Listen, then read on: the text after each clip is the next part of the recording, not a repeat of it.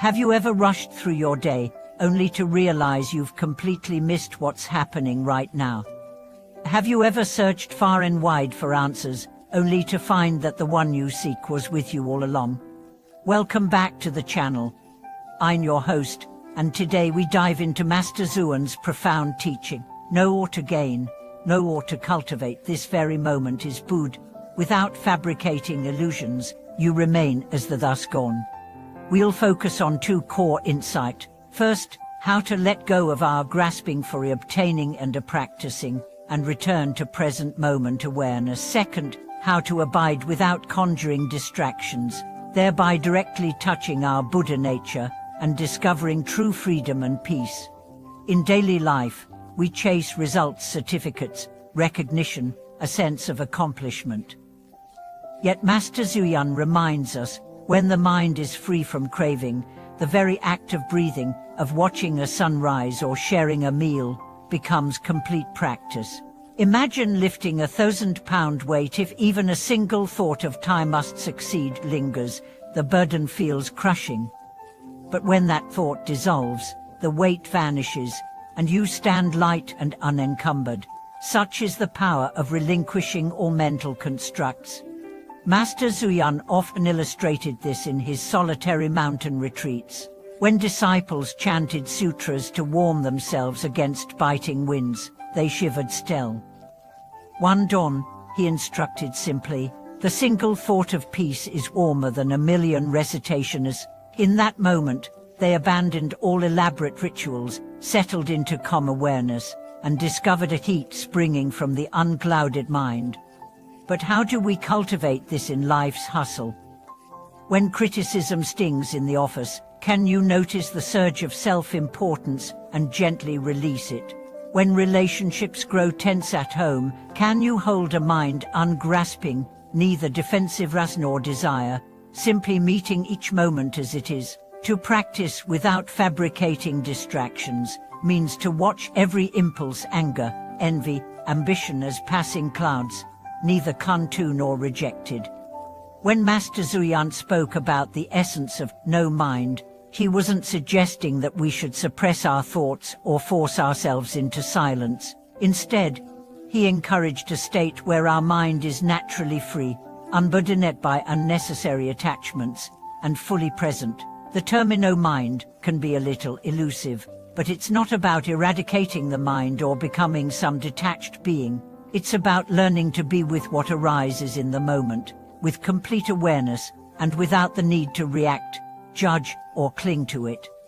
Imagine you're sitting quietly, perhaps in meditation, but a thought arises. Maybe it's about your work or an interaction you had earlier that day.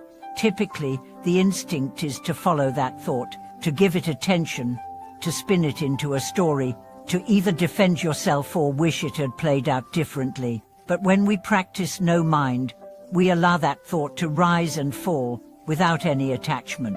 We simply observe it, like a cloud floating across a clear sky, and let it pass.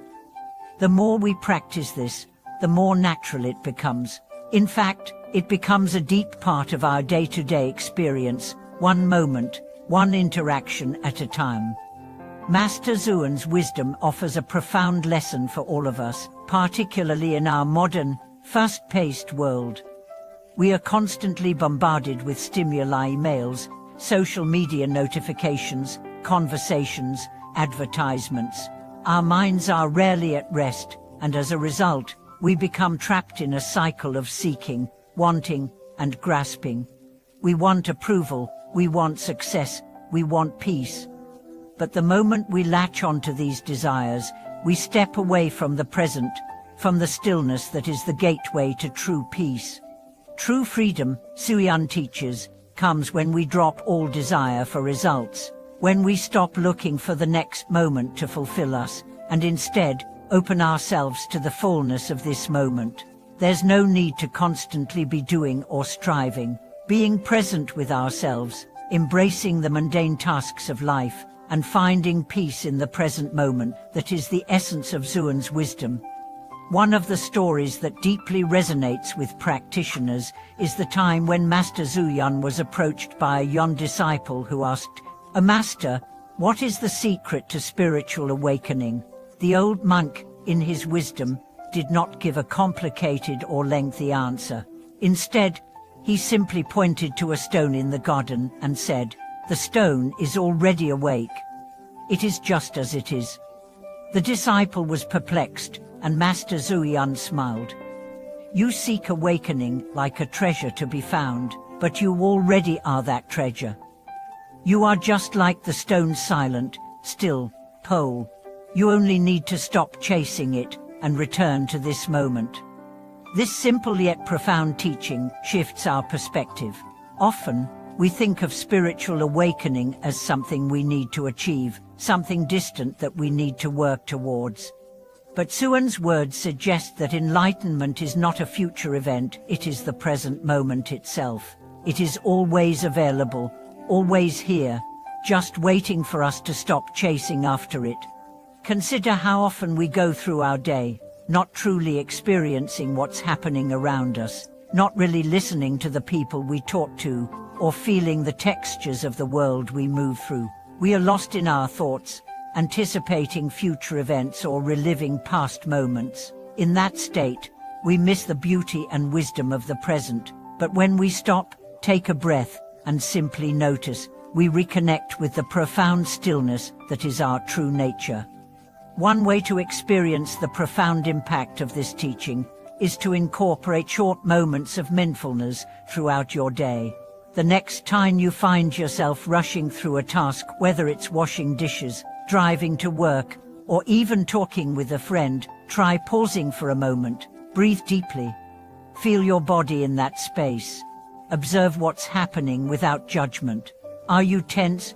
Are you preoccupied? Are you running on autopilot, or are you present? Master Xuyun's wisdom teaches that every moment of our life can become an opportunity for spiritual awakening, but only if we stop running from it. This doesn't mean that we abandon our responsibilities or become disengaged from the world. Instead, it's about approaching each moment with clarity and presence, whether we are attending to a task or interacting with another person.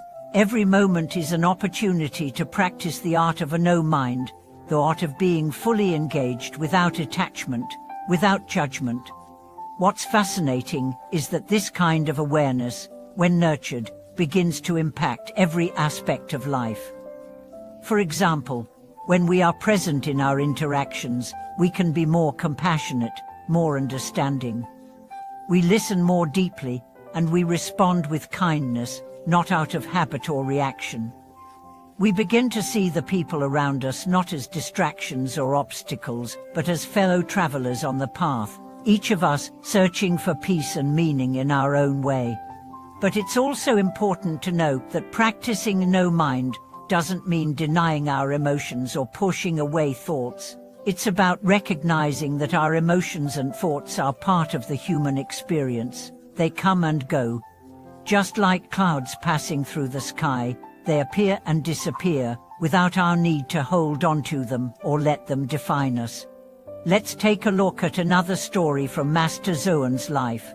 During one of his travels, he was staying in a small temple where he noticed that one of the monks was consistently frustrated by his practice. The monk would struggle in meditation, trying hard to concentrate, but always feeling that he was failing. One day, Master Xuyun observed this monk and said, "Why are you struggling so much?"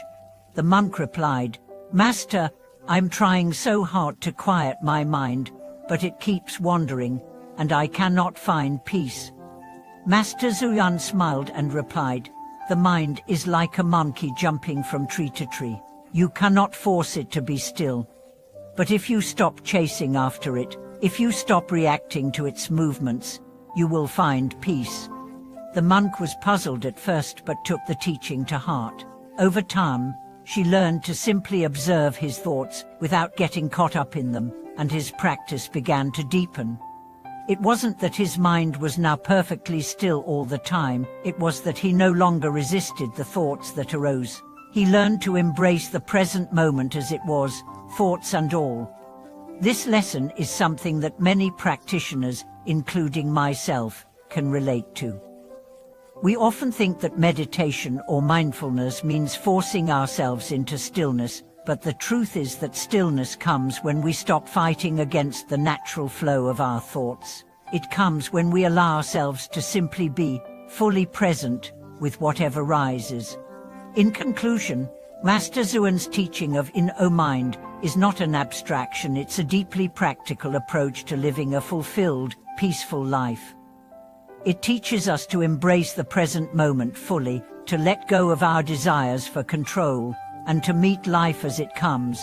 In every breath, in every step, there is the potential for awakening, for peace. We simply need to stop chasing it and begin to realize that it has always been with us.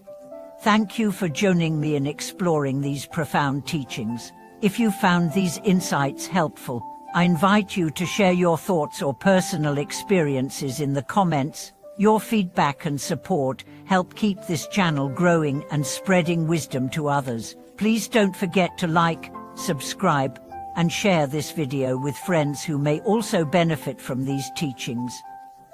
Thank you for watching this video.